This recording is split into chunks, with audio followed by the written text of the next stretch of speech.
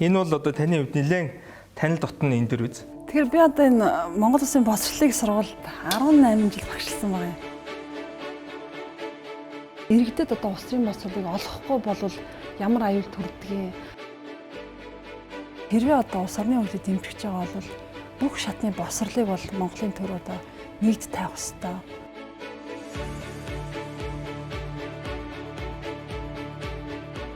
Улс төрч хүний амьдрал энэ шилэн хоргон дээр байгаатай л одоо олон нийгмийн нүдэнд болон хэвлэл мэдээлэл ил байх ёстой гэдэг.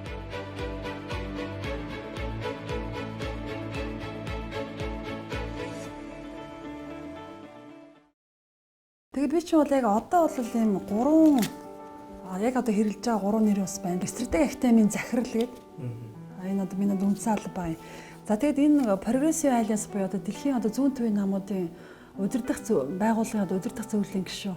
Одоо Монголоос одоо 2 гишүүн байгаа. За миний одоо 3 дахь одоо гол бас нэр бас бол энэ нийгмийн ард Монголын эмэгтэйчдийн холбооны одоо гадаад харилцаа хамтын ажиллагаа эрхэлсэн дэд эрхэлж гэдэг. Одоо яг одоо ийм 3 албан тушаалтад ажиллаж байна. Монгол Улсын улс төрийн шинжлэх ухаан залуухан доктор Мөх Цэцэг Тэргүүтэй анхны үеийн судлаачдад дотоодын улс төрийн чиглэлээр хийгдсэн гарын авлага, ном бүтээл ховроос өсвөлээд олон бэрхшээл тулгарч ирсэн нь харин ч давуу тал болж хэний ч судлаагүй шин талбар, хүний мөр хүрээгүй оргилууд авирах боломжийг олгосон гэхэд болно. Тэрээр 20 гаруй жил багшлах хугацаанд ихтэй сургуулиуд, улс төрийн намууд, улс төрчид, сэтгүүлчид, залуу удирдагчдад улс төрийн онолын ухааныг эзэмшүүлжээ. Ажил хэрэгч харилцааны салшгүй нэг хэсэг бол ялчгүй нэрээ утсан. Харин таны хувьд хэдэн онд нэрээ утастай болж байна? 1997 онд Монгол Улсын их сургуулийн улс төр судлалын анги төгсөөд өнөөдөр саний одоо гадаад мэдээ улс төрийн албаны одоо таймж орчуулагчаар ажилласнаар эхэлсэн. 2002 онд Монгол Улсын боловсролын сургуулийн одоо улс төр судлалын багшаар ажилласан. Тэгээд энэ хугацаанд бол анхны нэрээ утастай хэрэгжилж байсан. Энэ бол одоо таны хувьд нэлээд танил дотно энэ дэр үз. Тэгэхээр би одоо энэ Монгол Улсын боловсролын сургуульд 18 жил багшилсан байна. Тэгээ яг одоо энэ танхимд оюутнуудад лекц ордог гэсэн. Монгол Улсын боловсролын их сургуульд ажиллаж байх энэ 20 гаруй жилийн хугацаанд та нэрээ утсан хэдэн удаа шинжилв? 2002 онд улс төр судлалын тэнхим гэж бат багшаар орж ирсэн. Сүүлд Германд сурч ирээд 2009 онд улс төр судлалын доктор хамгаалсан. Хэсэг хугацаанд одоо 3 жил шахуу улс төр судлалын тэнхимээр хэлэгчээ хийжсэн байгаа юм. За тэгээд сүүлд 2014 онд дэд профессорын одоо цол авсан. Боловсролын их сургууль бол одоо ерөөс миний яг академик амьдралын бол анханаас нь өсөж бойжж явсан ийм одоо их сайхан эрдмийн одоо уурхай. Тэгэхээр Монгол Улсын боловсролын их сургуульд 20 орчим жил багшлах хугацаанд ямар эрдэм шинжилгээний ажлуудыг хийж байв, ямар төслүүдээр ажиллаж байсан бэ? Улсын байгууллагууд Соросын сан, за Конрад Аденауэрийн сан, за холбооны биднэрт Герман улсын эрдмийн солилцооны алба. За мөн одоо манай Монгол Улсын боловсролын сургууль бол одоо Германы Билефельд их сургууль зэрэг одоо хэд хэдэн сургуультай юм түнш сургуулиуд хоорондын одоо хамтын ажиллагааны маш олон төсөл энэ дөр бол ажиллаж байсан. Одоо энэ шугамаараа одоо мөн одоо Германд бол одоо суралцсан. За тэгээ сүүлд бас энэ одоо нээлттэй нэгэн форум буюу одоо Америк нэгдсэн улсын Соросын сангийн шугамаар Америкт 30 судлаачаар ажиллаж байсан. Боловсролын салбартаас олон жил ажилласан эрдэмтэн хүний хувьд таны зүгээс харахад Монгол Улсын боловсролын салбарыг дэлхийн жишгт нийцүүлэх, энэ зэрэгцүүлэх энэ ажилд яг чухам юу хийх шаардлагатай гэж та хардаг вэ? Улсын төсөөс аншлын ухаан зарцуулах зардал бол их бага байдаг. Бид нар бол ингээд тооцоог үзэхэд доороо иж одоо 3-4 дахин одоо нэмэх ёстой. Одоо ер нь одоо эрдэм шинжилгээ судалгаан суурилдаж энэ улс орн бол хөгжинэ. За эрдэмтэд бол одоо энэ хөгжлийн чиг инновацийг одоо гаргадаг хүмүүс байгаа. Манай улсын бүх их сургуулиуд хэдийгээр төрийн өмчт гэж байгаа боловч одоо цэвэр одоо оюутны төлбөр дээр одоо тогтож байна. За гэтэл одоо монголчуудын одоо амьдрал ямар байгаа вэ? Дундаж одоо орлоготой гэр бүл ямар байгаа вэ? Тэгэхээр оюутны төлбөр бол ихтэй сургуулийг одоо хангалттай хэмжээний одоо үйлчлэгээ явуулаад судалгаа шинжилгээ хийгээд багшийг цалинжуулахад хүрэхгүй байгаа. Улс орны хөгжлийг дэмжиж байгаа бол бүх шатны боловсролыг бол Монголын төр одоо нэгд тавих ёстой. Улс төрийн намууд, засгийн газрын мөрийн хөтөлбөрт бол энэ асуудлыг хамгийн одоо нэгдүгээр ээлжинд бол хийх ёстой гэж бол боддог. Улс төр судлалын чиглэлээр одоо мэрэгжил эзэмшээ дээд боловсролтой мэрэгжилтэн бэлтгэж гинэ гэдэг бол иргэдийг, сонгогчдыг улс төрийн боловсролтой болгох ажлыг ганц та биш одоо таны бэлтгэсэн 8000 шавийн зорилгын төлөө бас явж гинэ л гэж нэг талдаа ойлгож болохоор юм байна тийм үү? Фридрих Эбертийн сангийн одоо тэргүүн Фридрих Эберт гэж одоо Германы хамгийн анхны одоо ардчсан ерөнхийлөгч хэлсэн байдгийг. ардчлалд одоо ардчлагчид хэрэгтэй гэж. Тэгэхээр бид нар бол яг энэ Монголын нийгмийн одоо ардчлалын жилүүдэд яг энэ арсан нийгэмд одоо амьдрах юм чадвартай ийм ардчсан иргэнийг бэлтгэх ёстой. Тэгэд улс төр судлалын багш нарын маань үүрэг бол энэ одоо нийгмийн одоо бүх төрлийн мэргэжилтэн болсон хүчнүүд маань одоо энэ хүмүүнлэг иргэний арсан нийгэмд амьдрах чадвартай, улс төрийн одоо хувьд хариуцлагатай сонголт хийдэг, нийгэмдээ итгэх оролцоотой, улс орны хөгжил өөрийн хувь нэмрээ оруулах чадвартай ийм одоо схетнүүдийг бэлтгэх юм гол үүрэгтэй. Улс төрийн боловсралтай иргэн сонгогч гэж хэнийг хэлэх вэ? Мэдээлэлд ойр байхыг хэлэх үү? Улс төрийн мэдээлэл тогтмол үзэж сонсдог нэгнийг хэлэх үү? Эсвэл мэдээллийг харьцуулан цэгнэн дүгндэг хүнийг хэлэх үү? Хамгийн энгийнээр ойлгоход улсын хурлын гишүүний үндсэн эрх үүргийг нийслэлийн иргэдийн төлөөлөгчдийн хурлын төлөөлөгчийн ажил үүрэг, шат чадны засаг дарга, сууц өмчлөгчдийн холбооны даргын ажлаас ялган дүгнэхээс эхэлнэ. Иргэдийн мэдээлэл авах сувг хэрэгсэл асар нэмэгдэж байгаа энэ цаг үед олон нийтэд улс төрийн боловсрал олгоход мэргэжлийн эрдэмтэн судлаачдын соён гэгэрлийн ажлууд юу тааж харьцуулшгүй чухал нөлөөг үзүүлж байна. Ер нь иргэд сонгогчид улс төрийн боловсралгүй байх нь улс орны хөгжил ямар аюултай. Энэ дээр би одоо Германы төвхийг ярмаар аа. Герман бол одоо дэлхийн 2 дайны одоо гол буруутан. Дэлхийн 1-р та 2-р дайны одоо дайны гэмт хэрэг за тэгээ дайны улмаас одоо хүн зөвлөлтөнд учруулсан хор хохирлоороо одоо буруутан тооцогддог. За тэгээд энэ Герман бол дэлхийн 2-р дайны дараа дахиж одоо нэг хүний авторитар дэглэмд орох вэ? За иргэд улс төрийн бослогоо байх нь ямар аюултай вэ гэдгийг одоо тэр Ваймарын бүгднээ тулс гэдэг дэлхийн 1-р дайны дараах одоо энэ ардсан засаг боловч одоо сул дараа улс төрийн намуудтай иргэд нь одоо улс төрийн бослог доогуур уран илтгэгчийн харизматик лидерийн нөлөөнд автаад тэр бүхэл бүтэн одоо ардсан дэглэм бол тэр чигээр одоо нэг хүний юм харгас одоо нацист дэглэм болж хувирсан гашуун түүхийг одоо давтахгүй үднэс Герман бол энэ иргэдийн улс төрийн бослогт асрыг анхаардаг. Үндсэн хуулиараа ерөөсө парламентын засаг л тэр дундаа улс төрийн нам бол хүчтэй байх ёстой. За улс төрийн нам нь одоо хүчтэй байгаас гадна нийт иргэдийн улс төрийн бослогт онцгой үүрэг гүйцэтгэх ёстой маа гэдэг бол хуульчилсан анхны ус. Германы ингээд түүхээс ингээ харахаар ерөөсө улс төрийн намууд бол одоо нэгдүгээр гишүүд дэмжигчтэй одоо соён гэгэрүүлдэг.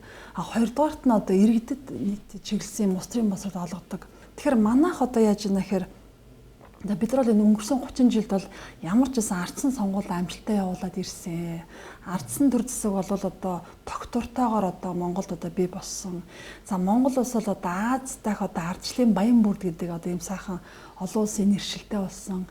Яа харахгүй олон үзүүлэлтээр бид нар бол энэ ардчлалын одоо тогтвортой улс гэдгээр явж байна. Гэмн иргэдийн улс төрийн босвол маш бага анхаарсан. Плюс хэдхэн одоо ихтэй сургуулиуд эрдэмтэд л одоо энэ төлөө дуурч ирсэн.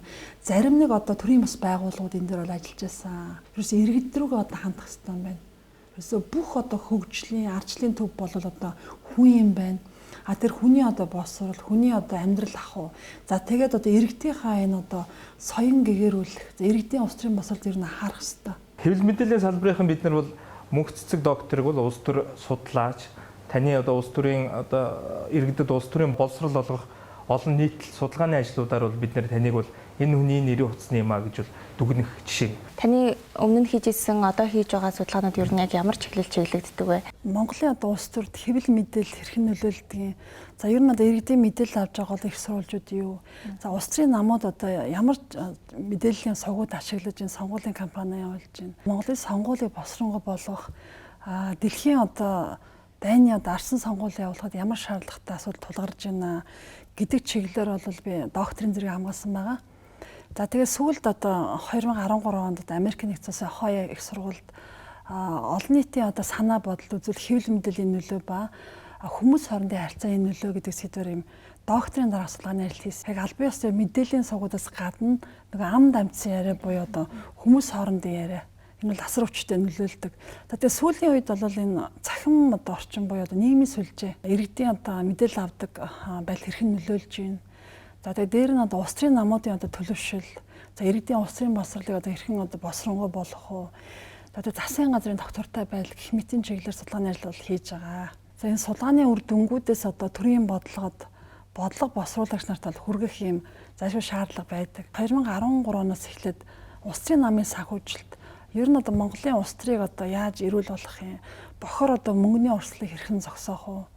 Одоо намуудыг хэрхэн төлөвшүүлэх вэ? Нам ер нь одоо хэдхэн одоо хүний одоо мөнгө олох гэсэн хэрэгсэл юм уу? Намад одоо яаж энэ бодлогын одоо чадвар суулгах юм гэдэг чиглэлийн судалгаа хийгээд за энэ судалгааны үр дүн маань одоо энэ үндсүүлийн нэмэлт өөрчлөлт за мөн одоо улс төрийн намын тухай хуулиудад болоос тодорхой хэмжээгээр одоо туссан байгаа. Политамент буюу цэнгийн тулс төр захин популизм гэж номыг бас уншигчдын хүртэл болгосон тийм ээ. Иргэд сонгогчдын итгэлийг хүлээж саналыг авахын тулд дан ганц бодлогын үзэл баримтлалын өрсөлдөөн гэхээс илүү дуулж хуурддаг ямар иргэдэд ямар хэлбэрээр сонирхолтой тэр бүх entertainment-ийг үзүүлж тэрүүгээр иргэдийн анхааралд өртөх, танигдах юм арга хэлбэр бол ганц Монгол биш энэ дэлхийн улс төр байдаг л одоо жишг. Гэхдээ Монголын улс төрчид Монголын намууд дооцоо яг тааруулж чадчих бол. Ер нь бол улс төр энд сонирхолгүй сэдв. Улс төрчид маань энэ сонирхолгүй улс төрийг яаж одоо иргэдэд ойлгуулах вэ? Яаж сонгуульд аль болох олон одоо иргэдийн саналыг авах вэ? Уйтгартай улс төрийг одоо сонирхолтой байдлаар хэлхийн тулд улс төрчид одоо бүх төрлийн авиас, хобби, хөгжим одоо тоглолт жишээлбэл одоо Америкийн ерөнхийлөгч Билл Клинтон бол нөө саксофон хөгжим тоглолтгоор одоо сонгуулийн кампанид алдартай. За Обама болон одоо Рейган нар бол уран элтэгч эдгээрээ их алдартай. Тэгж хүний татчихна. Зөвхөн Монголын хувьд ингээд үзэхээр нийт иргэдийн маань 60 орчим хүн сонгуулийн саналаа өгдөг. 40 орчим хувь нь ерөнхийдөө улс төрийг сонирхдаггүй. За тэгэхээр тэр дундаа дахиад залуучууд байгаа даа. Тэр энэ хүмүүс яаж одоо улс төрийн бодлого хөтөлбөрөөр ярих юм? Бас тодорхой хэмжээгээр иймэрхүү одоо сонирхол татсан юм бол байх хэвээр. Энэ нь хэрэг хитрх юм бол эн чинь одоо улс төрийг одоо үнэн одоо утга учирыг алдагдуулнаа. Нэрийн хуудас бол тухайн хүний соёл боловсролын төвшинг товчлогдохын зэрэгцээ. Тэр чухам хинбэ гэдгийг мэдэж болох хамгийн хураангүй танилцуулга. Тиймдээч тэр хүний нийтэд хүлээн зөвшөөрөгдөж танигдсан онцлог давуу талыг нэрийн хуудас нь олсон гэдэг үгээр тодотхон тодорхойлох нь бий. Монголын улс төрийн хүрээ хэвлэл мэдээллийн салбарт Цэрэнжамцын мөнх цэцгийг улс төр судлаач доктор гэдгээр нь төлхөө мэдэх бол олон улсын тавцанд ардчлалын Баянбүрд улсын судлаач Азийн ууган улс төрийн намын эмэгтэй манлайлагч Мөкхи Монголиа нэрээр хэдийн таних болсон. Тэрээр Америк нэгдсэн улсын нэртэй сургуулиудын нэг Ohio их сургуульд докторийн дараах судалгааны ажил хийсэн анхны монгол зочин судлаач маа. Зөвхөн стратеги академик гүйцэтгэх захирал улс төр судлаач гэдгээс илүүтэй бас нэлээд олон эрдмийн зөвлөлд одоо сонгуульт ажлыг одоо эрхэлдэгэ гэсэн юм мэдээлэлүүд авсан л да. Тэгэхээр эдгээр одоо зөвлөлүүд мөн олон улсын байгууллагууд одоо гишүүжилттэй байгаа ажлуудын талаар та дэлгэрэнгүй ярихгүй. Хамгийн сүүлд одоо буюу 2019 онд дэлхийн одоо зүүн төвийн болон дэвшилтэт намуудын Progressive Alliance байгууллагын одоо удирдах зөвлөлд сонгогдсон. За Монголоос бол одоо засгийн газрын хэлэх газрын сайд, оюун эрдэнэ сайд одоо бид хоёр бол энэ удирдах зөвлөлийн гишүүнээр сонгогдож ажиллаж байгаа. За тэгээд дараагийн нэг олон улсын байгууллага бол одоо энэ Төв Азиудын Европын нийгэмлэг гэдэг тэгээд одоо 2006 онд бол гишүүнээр хэлсэжсэн. Дундад Азийн одоо гол улсууд за тэгээд Монгол улсыг хамарсан юм Европын одоо судалгааны юм том одоо сүлжээ байгууллага байгаа. Тэгэхээр бид нар одоо нэг одоо шилжилтийн улс орн гэдгээр энэ Төв Азийн бүс нутагдах олон улсын одоо судалгаа эзэмшлэгийн хамтын ажиллагааны чиглэлээр судалгаа хийдэг. Бас нэг академик одоо ажил бол энэ Шилхооны академийн одоо философи эрхийн хүрээлэнгийн нийгмийн ухааны одоо эрдмийн зөвлөлийн гишүүнээр ажилладаг. Мөн та дотоодын одоо нийгмийн ардчил Монголын эмэгтэйчүүдийн холбооны гадаад харилцаа хамтын ажиллагаар эзэн ерөнхийлөгчөөс саяхан сонгогдсон шүү дээ. Энэ холбооны үйл ажиллагааны талаар сонирхолтой. За нийгэм дэх одоо эмэгтэйчүүдийн оролцоог дэмжих. За нийгмийн одоо бүх салбарт одоо тэгш байдлыг бий болгох. Тэгээд ялангуяа одоо Монголын нийгэм тулгамдж байгаа одоо ядуурл, хүчирхийлэл, за архиталт, за улс төрийн одоо тэгшэрх, за мөн одоо хэвлэл мэдээллийн одоо сөрөг сурчлагаа, за түүний үр дүнгээс одоо өрөө хүмүүстэй хамгаалах.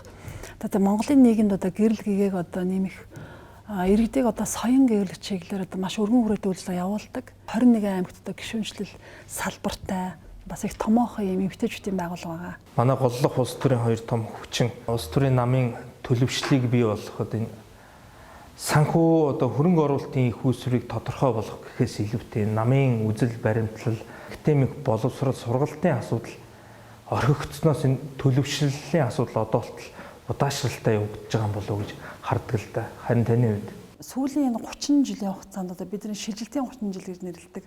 Энэ хугацаанд бол яа харахгүй одоо намууд маань хэр төлөвшсөн бэ?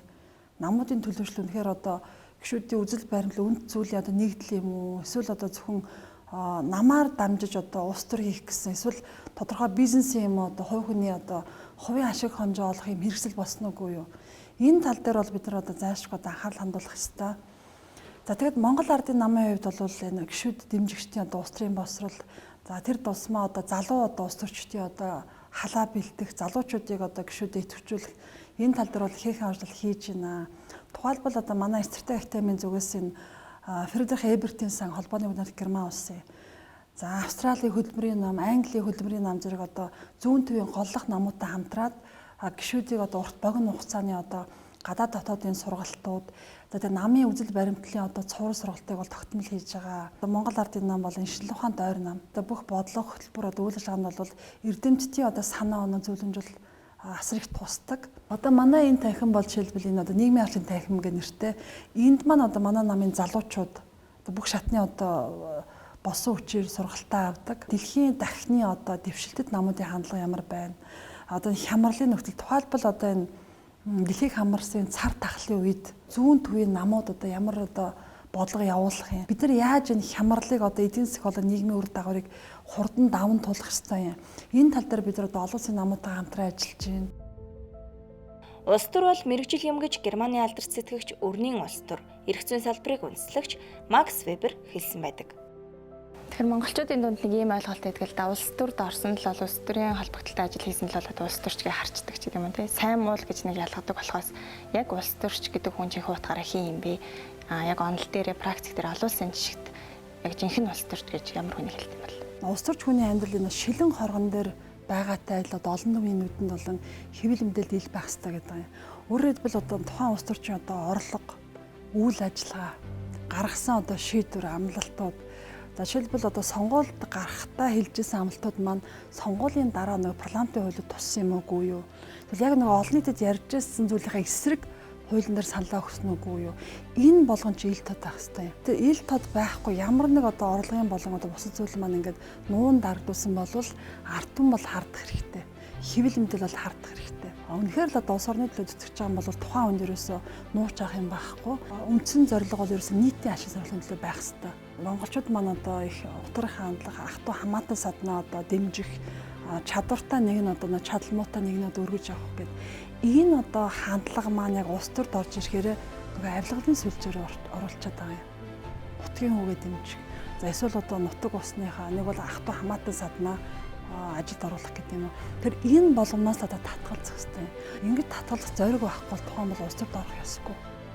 Учир нь их хатуу бөгөөд тоглоомын дүр нийл тод байдаг.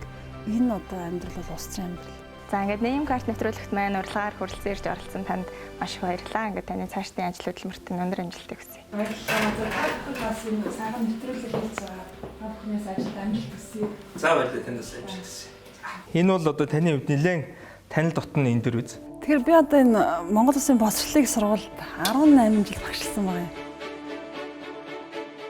Иргэдэд одоо улс төрийн боловсролыг олохгүй бол ямар аюул төрдгийг хэрвээ одоо улс орны хуулийг дэмжиж байгаа бол бүх шатны боловсролыг бол Монголын төр одоо нийт тавих ёстой.